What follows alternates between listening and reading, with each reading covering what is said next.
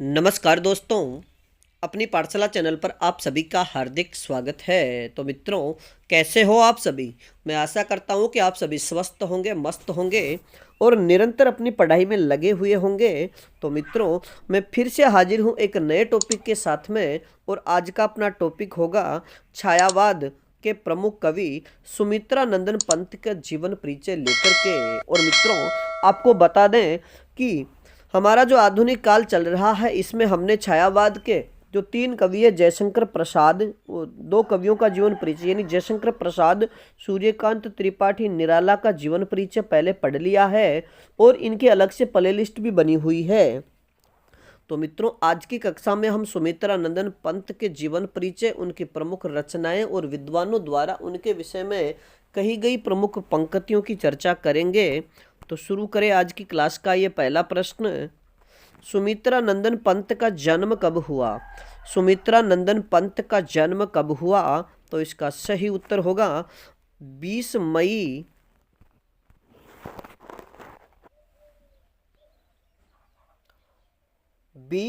1900 ईस्वी को कौसानी ग्राम अल्मोड़ा उत्तराखंड में, यानी सुमित्रा नंदन पंत का जन्म 20 मई 1900 ईस्वी को कौसानी ग्राम अल्मोड़ा उत्तराखंड में हुआ। और मित्रों, याद रखिएगा कि इनका निधन 28 दिसंबर 1977 ईस्वी को इलाहाबाद में हुआ था। अब बात करें आज के अगले प्रश्न की।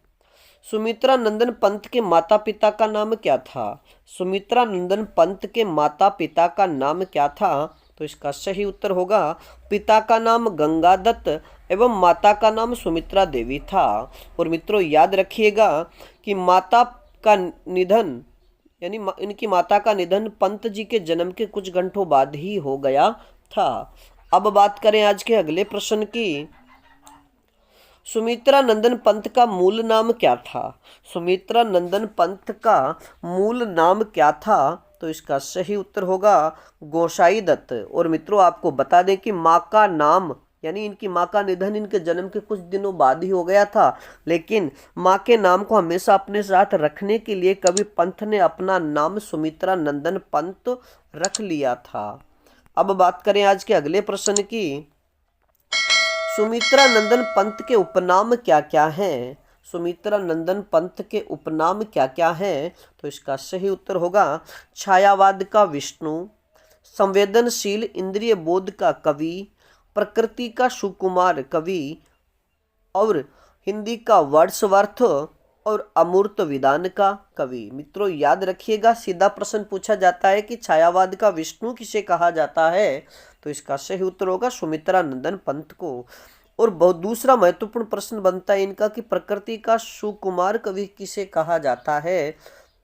तो भी उत्तर होगा सुमित्रा नंदन पंत। इनके अलावा अगर संवेदनशील इंद्रिय बोध का कवि पूछा जाए तो सुमित्रा नंदन पंत, हिंदी का वर्ड्सवर्थ पूछा जाए तो सुमित्रा नंदन पंत है। और मित्रों, एक नाम के विषय में आपको बता दें कि पंत जी यानी सुमित्रा नंदन पंत यानी मर्यादा पुरुषोत्तम श्री राम का जो राम के छोटे भाई लक्ष्मण से सर्वाधिक प्रभावित थे, इसलिए इन्हें रावणिया अर्जुन भी कहा जाता है। अब बात करें आज के अगले प्रश्न की। आचार्य रामचंद्र शुक्ल ने छायावाद का प्रतिनिधि कवि किसे मानते हैं? यानी आचार्य रामचंद्र शुक्ल छायावाद का प्रतिनिधि कवि किसे मानते हैं? तो इसका सही उत्तर होगा सुमित्रा नंदन पंत को। अगला प्रश्न। सुमित्रा नंदन पंत को छायावाद का प्रवर्तक किसने माना है? यानी सुमित्रा नंदन पंत को छायावाद का प्रवर्तक किसने माना है? तो इसका सही उत्तर होगा आचार्य नंद दुलारे वाजपेयी ने। अगला प्रश्न। सुमित्रा नंदन पंत ने किस प्रगतिशील मासिक पत्रिका का संपादन किया? सुमित्रा नंदन पंत ने किस प्रगतिशील मासिक पत्रिका का संपादन किया? तो इसका सही उत्तर होगा 1938 ईस्वी में रूपाब पत्रिका का। अब मित्रों, इसी से 3-4 प्रश्न बनते हैं कि रूपाब पत्रिका किस प्रकार की पत्रिका थी? तो इसका सही उत्तर होगा प्रगतिशील। दूसरा प्रश्न बनेगा कि रूपाब पत्रिका किस प्रकार की पत्रिका थी? तो ये मासिक पत्रिका इसमें त्रैमासिक, मासिक, छमाही, वार्षिक, साप्ताहिक, तो ये मासिक पत्रिका थी। और सुमित्रा नंदन पंत ने किस पत्रिका का संपादन किया? तो इसका सही उत्तर होगा उनको, यानी ये रूपाब पत्रिका का संपादन कब किया? तो 1938 ईस्वी में। अब बात करें आज के अगले प्रश्न की। सुमित्रा नंदन पंत ने 1945 ईस्वी से 1959 तक के काल को किस नाम से पुकारा है? सुमित्रा नंदन पंत ने 1945 ईस्वी से लेकर के 1959 ईस्वी तक के काल को किस नाम से पुकारा है? तो इसका सही उत्तर होगा मानवता का स्वपन काल। अब बात करें आज के अगले प्रश्न की। सुमित्रा नंदन पंत का सर्वाधिक प्रिय छंद कौन सा है? सुमित्रा नंदन पंत का सर्वाधिक प्रिय छंद कौन सा है? तो इसका सही उत्तर होगा रोला छंद। और मित्रों याद रखिएगा कि रोला यह अर्ध सममात्रिक छंद है तथा इसके प्रत्येक चरण में 24 मात्राएं होती है एवं 11 और 13 पर यति होती है तथा अंत में लघु गुरु या दो लघु भी हो सकते हैं। यानी यह अर्धमात्रिक छंद है और इसमें 24 मात्राएं होती है। और मित्रों आप सभी से एक प्रश्न कि वह कौन सा छंद है जिसमें 24 मात्राएं होती है, यानी रोला के अलावा वह कौन सा छंद है जिसमें 24 मात्राएं होती है तथा उसमें यति 11 व 13 मात्राओं पर होती है? इस प्रश्न का उत्तर आप हमें कमेंट्स में दीजिए। बात करें अगले प्रश्न की। सुमित्रा नंदन पंत को 1960 में किस रचना पर साहित्य अकादमी पुरस्कार मिला था? सुमित्रा नंदन पंत को किस रचना पर 1960 ईस्वी में साहित्य अकादमी पुरस्कार मिला? तो इसका सही उत्तर होगा कला और बूढ़ा चांद पर। और मित्रों इनकी जो रचना है कला और बूढ़ा चांद, ये 1959 में प्रकाशित हुई और 60 में इनको साहित्य अकादमी पुरस्कार प्राप्त हुआ। अगला प्रश्न, सुमित्रा नंदन पंत को यानी 1968 ईस्वी में चिदम्बरा के लिए कौन सा पुरस्कार मिला? सुमित्रा नंदन पंत को 1968 ईस्वी में इनकी प्रसिद्ध रचना चिदम्बरा के लिए कौन सा पुरस्कार मिला? तो इसका सही उत्तर होगा भारतीय ज्ञानपीठ पुरस्कार। और मित्रों अब बात करें आज के अगले प्रश्न की। और अगला प्रश्न है सुमित्रा नंदन पंत को प्राप्त पुरस्कार निम्न प्रकार है। यानी सुमित्रा नंदन पंत को साहित्य अकादमी और ज्ञानपीठ पुरस्कार के अलावा और कौन कौन से पुरस्कार प्राप्त हुए? तो सबसे पहले पुरस्कार की बात करें तो सोवियत भूमि नेहरू पुरस्कार जो 1965 ईस्वी में प्राप्त हुआ था। अब बात करें आज के अगले पुरस्कार की। पद्म भूषण पुरस्कार, सुमित्रा नंदन पंत को पद्म भूषण पुरस्कार कब मिला? तो इसका सही उत्तर होगा 1961 ईस्वी में। याद रखिएगा कि 1961 ईस्वी में साहित्यिक उपलब्धियों के लिए राष्ट्रपति ने इनको पद्म भूषण से सम्मानित किया था। अगले पुरस्कार की बात करें तो रजत शिखर पुरस्कार। और मित्रों यह जो पुरस्कार है यह नागरी प्रचारिणी सभा काशी द्वारा इन्हें दिया गया था। और अगले पुरस्कार की बात करें तो रत्नाकर पुरस्कार, और यह इनके शीर्षक यानी काव्य रूपक पर आपको रत्नाकर पुरस्कार भी प्राप्त हुआ। अब बात करें आज के अगले प्रश्न की। कविता हमारे लिए परिपूर्ण क्षणों की वाणी है। यानी कविता हमारे लिए परिपूर्ण क्षणों की वाणी है, यह पंक्ति किसकी है? तो इसका सही उत्तर होगा सुमित्रा नंदन पंत की। और मित्रों याद रखिएगा कि कविता हमारे लिए परिपूर्ण क्षणों की वाणी है, यह पंक्ति सुमित्रा नंदन पंत की रचना पल्लव से ली गई है, अर्थात ये पंक्ति उन्होंने पल्लव की भूमिका में कहा है।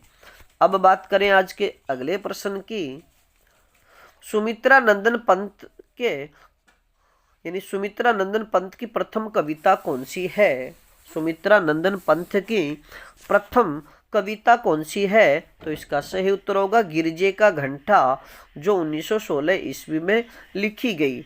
और मित्रों इनकी जो प्रथम कविता है इस कविता को पंत जी ने अवलोकनार्थ मैथिली शरण गुप्त के पास भेजा था। गुप्त जी ने इस कविता की बड़ी प्रशंसा भी की थी, जिससे प्रेरित होकर पंत जी ने 1916 में सरस्वती में प्रकाशनार्थ भेजा, परंतु महावीर प्रसाद द्विवेदी ने इसे छापने से मना कर दिया था।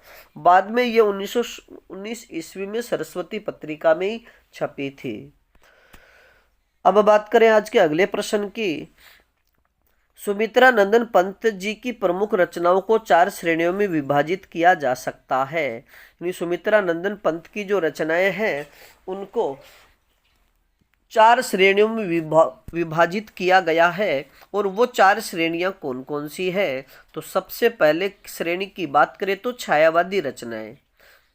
और मित्रों, ये जो नाम नीचे लिखे हुए हैं ये सारी की सारी रचनाएं छायावादी रचनाएं हैं।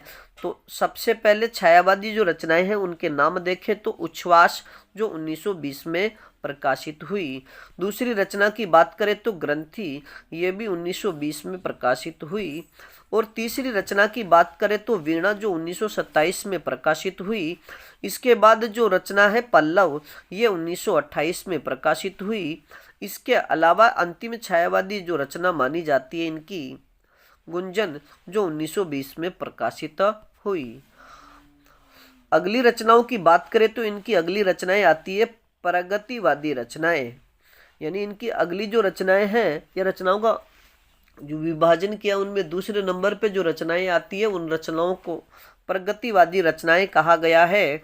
और प्रगतिवादी रचनाएं हैं युगांत। और मित्रों, युगांत जो रचनाएं 1936 में प्रकाशित हुई। इसके बाद है युगवाणी, जो 1939 में प्रकाशित हुई।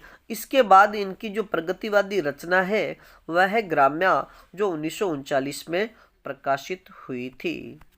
इसके बाद अगर तीसरे नंबर पे पंत जी की विवादित जो रचनाएं हैं वो अरविंद दर्शन से प्रभावित रचनाएं हैं। यानी पंत जी की अरविंद दर्शन से प्रभावित रचनाएं कौन कौन सी हैं? तो पहली रचना है इनकी स्वर्ण किरण, जो 1947 ईस्वी में प्रकाशित हुई। दूसरी रचना की बात करें तो और इनकी अगली रचना की बात करें तो स्वर्णधुली, जो 1947 में प्रकाशित हुई। और अरविंद दर्शन से प्रभावित इनकी अगली रचना है युगांतर, जो 1948 में प्रकाशित हुई। और अरविंद दर्शन से प्रभावित इनकी जो आखिरी रचना है वो युगपथ, जो 1949 में प्रकाशित हुई। अब मित्रों बात करें इनकी अगली रचनाओं का जो विभाजन किया गया है नव मानवतावादी रचनाएं। और नव मानवतावादी रचनाओं में बात करें तो उत्तरा, जो 1949 में प्रकाशित हुई। रजत शिखर की बात करें तो ये 1951। अतिमा की बात करें तो ये 1955। और इसके बाद में वाणी जो रचना है ये 1957 में प्रकाशित हुई। और नव मानवतावादी रचनाओं में अगली रचना है सौवर्ण, जो 1957 में प्रकाशित हुई। इसके बाद है चिदम्बरा, जो 1959 में प्रकाशित हुई। और चिदम्बरा पर इन्हें ज्ञानपीठ पुरस्कार भी प्राप्त हुआ था। और अगली रचना की बात करें तो कला और बूढ़ा चांद, जो 1959 में प्रकाशित हुई। और कला और बूढ़ा चांद पर इन्हें साहित्य अकादमी पुरस्कार प्राप्त हुआ था। और इनकी आखिरी रचना मानी जाती है लोकायतन, जो 1964 में प्रकाशित हुई। मित्रों बात करें आज के अगले प्रश्न की। सुमित्रा नंदन पंत ने किसे युग की वीणा कहा है? सुमित्रा नंदन पंत ने किसे युग की वीणा कहा है? तो इसका सही उत्तर होगा युगवाणी को, और जो 1939 में रची गई थी। और मित्रों आप सभी से एक प्रश्न कि हिंदी साहित्य सम्मेलन प्रयाग द्वारा सुमित्रा नंदन पंत को कौन सी उपाधि दी गई थी? सुमित्रा नंदन पंत को हिंदी साहित्य सम्मेलन प्रयाग द्वारा एक उपाधि दी गई थी। उस उपाधि का नाम आप हमें कमेंट्स में बताइएगा। अब बात करें आज के अगले प्रश्न की। पंत जी की 5 कहानियां, ये कहानी संग्रह कब प्रकाशित हुआ? सुमित्रा नंदन पंत का जो एक कहानी संग्रह है जिसका नाम है 5 कहानियां, ये कब प्रकाशित हुआ? तो इसका सही उत्तर होगा 1936 ईस्वी में। और मित्रों बात करें आज के अगले प्रश्न की, सुमित्रा नंदन पंत के प्रमुख निबंध संग्रह कौन कौन से हैं? सुमित्रा नंदन पंत के प्रमुख निबंध संग्रह कौन कौन से हैं? तो सबसे पहला निबंध संग्रह गद्य पथ जो 1949 में प्रकाशित हुआ। दूसरा निबंध संग्रह इनका शिल्प और दर्शन जो 1961 में प्रकाशित हुआ। अगला प्रश्न है अगला निबंध है इनका कला और संस्कृति जो 1965 में प्रकाशित हुआ। और इसके बाद इनका चौथा निबंध है छायावाद एक पुनर्मूल्यांकन, यानी छायावाद पुनर्मूल्यांकन जो 1966 में प्रकाशित हुआ। और इनका अंतिम यानी 5 निबंध प्रमुख है जो, और अंतिम निबंध है 60 वर्ष और अन्य निबंध, ये 1973 में प्रकाशित हुआ था। और मित्रों अब बात करें इनके अगले प्रश्न, इनसे संबंधित अगले प्रश्न की, सुमित्रा नंदन पंत के उपन्यास का नाम क्या है और ये कब प्रकाशित हुआ? सुमित्रा नंदन पंत के उपन्यास का नाम क्या है और ये कब प्रकाशित हुआ? तो इसका सही उत्तर होगा हार जो 1960 में प्रकाशित हुआ था। अगली रचना की बात करें तो सुमित्रा नंदन पंत की यानी सुमित्रा नंदन पंत की आत्मकथा किस नाम से है? सुमित्रा नंदन पंत की आत्मकथा किस नाम से है? तो इसका सही उत्तर होगा 60 वर्ष एक रेखांकन जो 1960 में प्रकाशित हुई। और मित्रों अब हम बात करेंगे सुमित्रा नंदन पंत के विषय में विभिन्न विद्वानों द्वारा जो महत्वपूर्ण पंक्तियां कही गई है उनको लेकर के। पंत केवल एक शब्द शिल्पी ही नहीं, महान भाव शिल्पी हैं और सौंदर्य के निरंतर निरखते सूक्ष्म रूप को वाणी देने वाले एक संपूर्ण की प्रेरणा देने वाले प्रभाव शिल्पी भी। यानी पंत केवल शब्द शिल्पी ही नहीं है, वह सभी प्रकार से सूक्ष्म रूप से वाणी देने वाले एक संपूर्ण प्रेरणा देने वाले एक प्रभाव शिल्पी भी है। यह पंक्ति किसकी है? तो इसका सही उत्तर होगा आचार्य हजारी प्रसाद द्विवेदी की। अगली पंक्ति की बात करें तो छायावाद के भीतर यानी छायावाद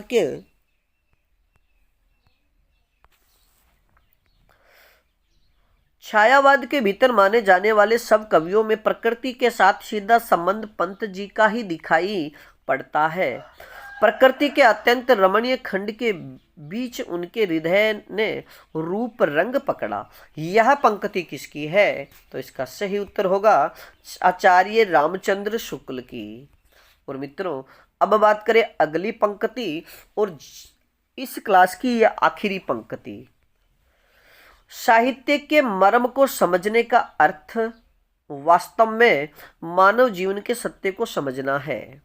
यानी साहित्य के मर्म को समझने का अर्थ वास्तव में मानव जीवन के सत्य को समझना है। साहित्य अपने व्यापक अर्थ में मानव जीवन की गंभीर व्याख्या है। यह पंक्ति किसकी है? तो इसका सही उत्तर होगा सुमित्रा नंदन पंत। और मित्रों आज के लिए इतना ही, बाकी फिर मिलेंगे एक नए टॉपिक के साथ में। और अगला हमारा टॉपिक होगा महादेवी वर्मा का जीवन परिचय और उनकी प्रसिद्ध रचनाएं तथा प्रमुख पुरस्कार और महादेवी वर्मा के विषय में विभिन्न विद्वानों द्वारा कही गई पंक्तियां, उनके उपनाम आदि से संबंधित महत्वपूर्ण क्लास को लेकर के। तब तक आप अपने अध्ययन में जुटे रहिएगा। और अपनी पाठशाला बाय BN सर चैनल पर नए हो तो हमारे चैनल को लाइक, सब्सक्राइब और अपने मित्रों तक शेयर जरूर कीजिएगा। धन्यवाद।